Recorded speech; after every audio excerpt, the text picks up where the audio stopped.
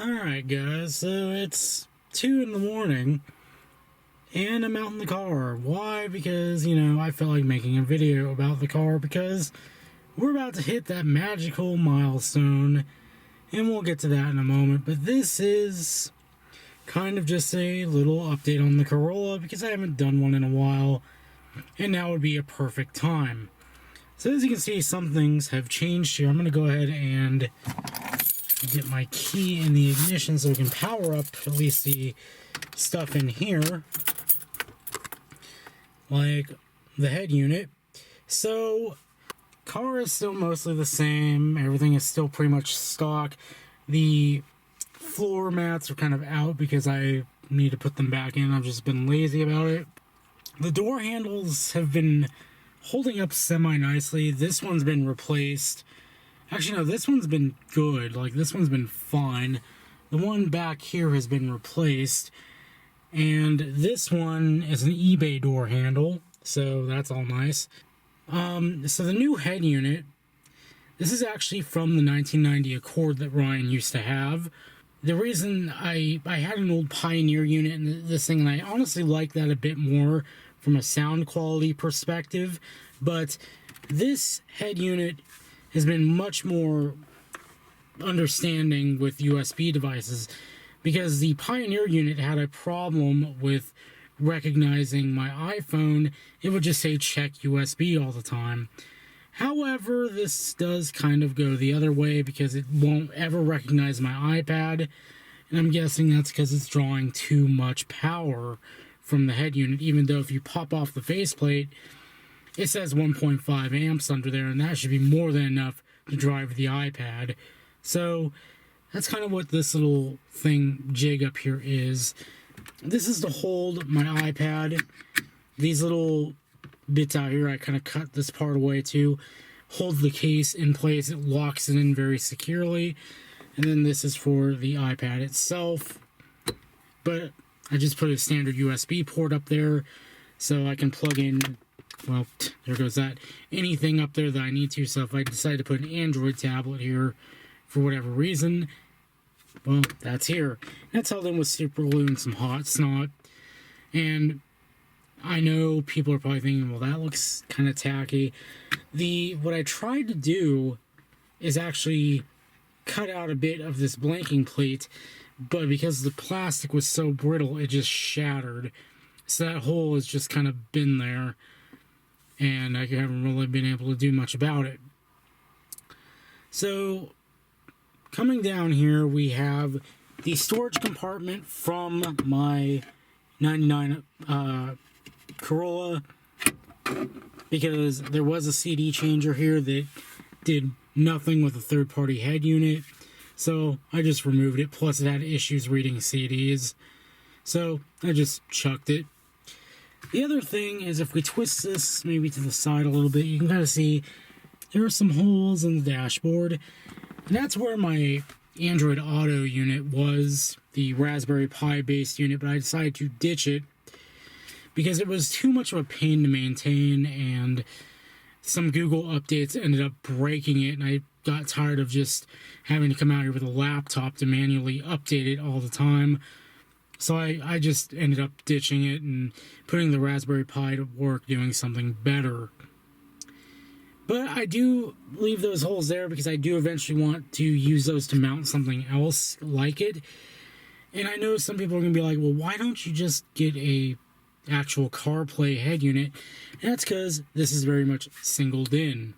And with singled in, you can have a fold-out screen, but it will completely obstruct the vents from this angle, whereas the iPad only kind of extends down a little bit and it allows the vents to point down and exhaust this way, but it will block the vents, and those units are like $500. So yeah, it's not in the cards for me, like, ever at this point. So that's kind of where we're at. But you may be wondering where this USB port goes, and actually that is this little guy here. You can see the blue light glowing. That is my 5-port little USB power thing that kicks out about combined, it can kick out about 6 amps.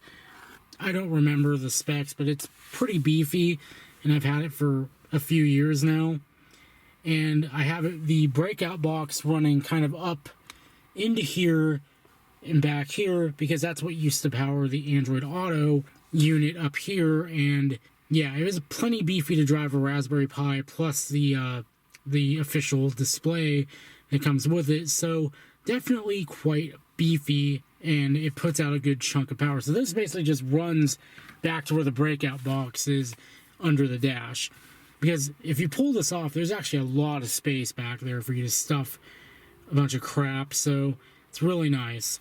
Coming over here, we can see another mod I did.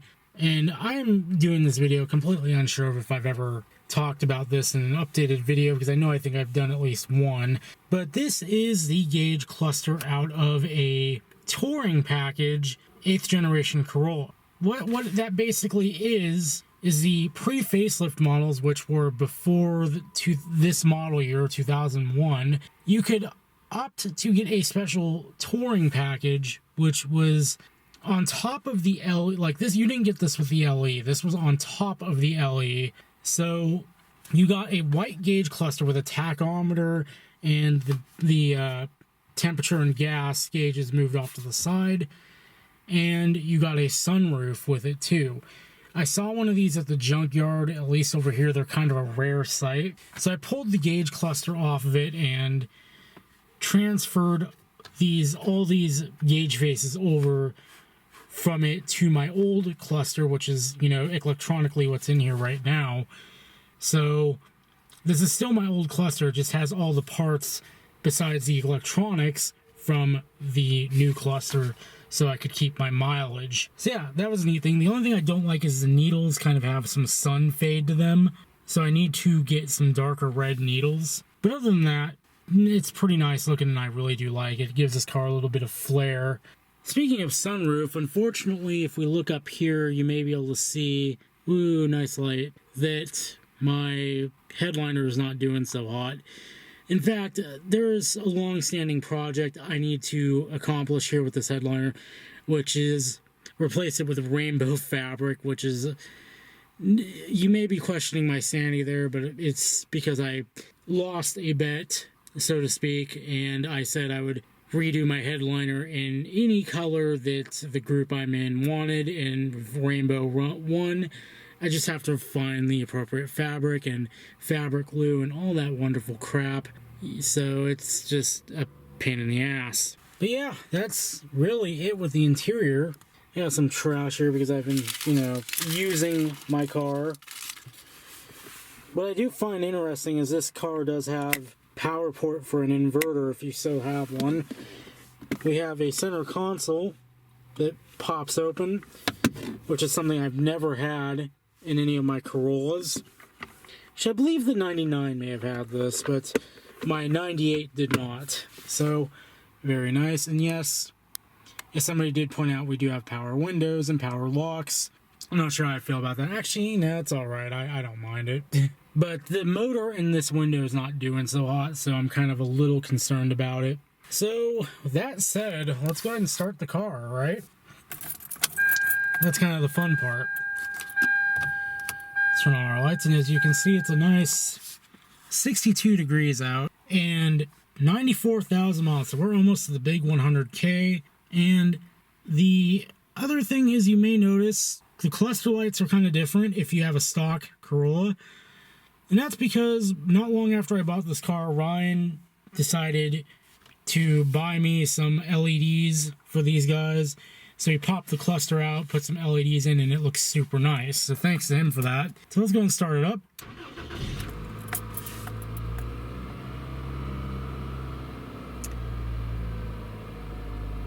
Still sounds super nice. The only thing you may notice sound-wise, I don't think you're going to notice because it's not loud enough in here, is there's a little ticking coming from under the hood, and that's actually the power steering pump, because the original power steering pump in this car actually failed. So Ryan and I went to pick and pull and got another one because we figured You know, power steering pumps seldom fail, and I'd rather chance a used OEM one than like a new knockoff one. And unfortunately, the OEM one that we got from Pick and Pull was not all that great anyway. It was much better than the one that was failing, because it sounded like literally the engine was knocking, but it still got issues, and yeah, it's not very fun. So yeah, she starts up, she idles nicely.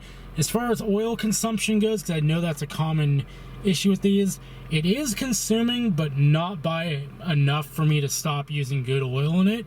We're losing about half a quart every 7,000 miles, so I still run full synthetic in this car. I know it's overkill, but I do want to do right by this car. Once we get to the point where we're starting to lose like a half a quart between oil, like half a quart or a full quart between oil changes, or even more than that, I'm going to start putting synthetic blend into it, because synthetic blend is plenty cheap and still not the worst you can get for this car. So that said, let's go on a drive. All right, let's have a go on the freeway.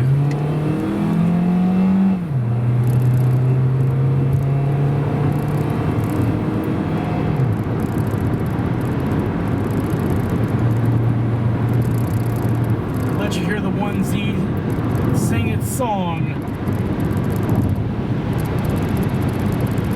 and give it all 1.8 liters. So